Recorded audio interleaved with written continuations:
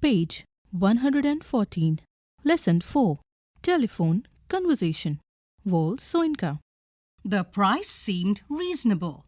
Location indifferent. The landlady swore she lived off premises. Nothing remained but self-confession. "Madam," I warned, "I hate a wasted journey. I am African." Silence. Silenced transmission of pressurized good breeding. Voice when it came. Lipstick coated. Long, gold-rolled, cigarette holder. Pipped. Caught I was foully. "How dark?" I had not misheard. "Are you light or very dark?" Button B, button A. Stench of rancid breath of public hide-and-speak red booth. Red pillar box. Red double-tiered omnibus squelching tar. It was real. Shamed by ill-mannered silence. Surrender pushed, dumbfounded, to beg simplification. Considerate she was, varying the emphasis. "Are you dark or very light?" Revelation came. "You mean like plain or milk chocolate?" Her assent was clinical, crushing in its light impersonality. Rapidly, wavelength adjusted. I chose West African sepia, and as afterthought, down in my passport, silence for spectroscopic flight of fancy, till truthfulness changed her accent. Hard on the mouthpiece. "What's that?" Conceding. "Don't know what that is," like brunette. "That's dark, isn't it?" "Not altogether. Facially, I am brunette. But, madam, you should see the rest of me. Palm of my hand, soles of my feet are a peroxide blonde. Friction caused. Foolishly, madam, by sitting down has turned my bottom raven black. One moment, madam."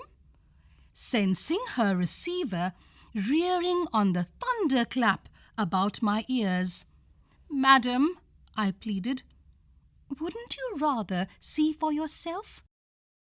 Page 115. About the poet. Vol Soinka, born 1934, is a famous Nigerian poet and playwright. He was educated at the Government College in Ibadan, Nigeria, and later at Leeds University, England, where he took a degree in English. He taught in the London schools and also worked in the Royal Court Theatre. He returned to Nigeria when he was about 25. He has been one of the leading figures in Nigerian theatre, writing a number of successful plays and also leading a theatrical company. He is the first African to receive the Nobel Prize for Literature, 1986. His writings are known for their humor and satire. Notice these expressions in the poem and guess their meaning from the context. Rancid breath, spectroscopic flight of fancy, rearing on the thunderclap, peroxide blonde, raven black, squelching tar, brunette, clinical assent. Understanding the poem. 1. State the central issue in the poem. 2.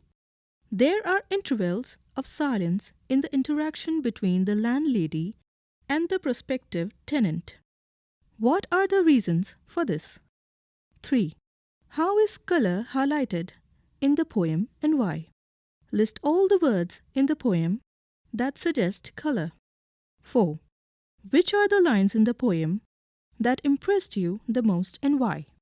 Page 116. 5. You know what hide and seek is. What would hide and speak mean? 6. Certain words in the poem are in capital letters. Why? 7.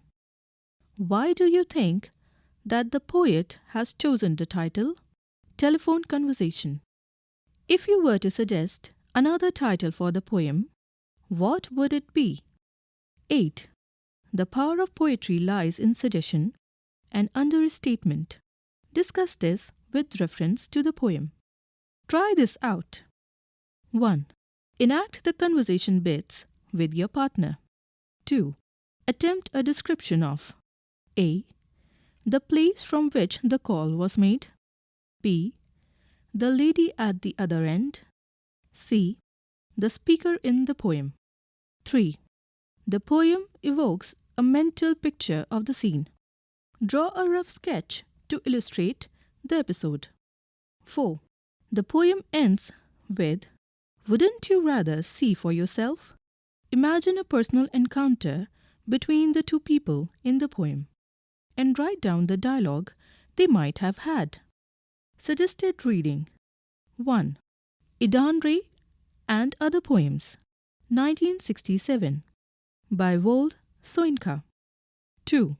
Poems from Prison, 1969, by Wold Soyinka.